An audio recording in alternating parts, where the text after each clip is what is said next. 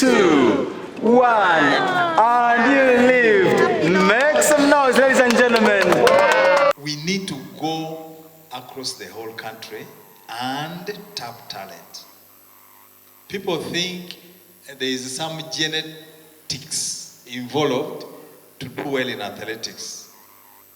No, it is some people who have inspired the generation there that they are coming up. We need to bring this cause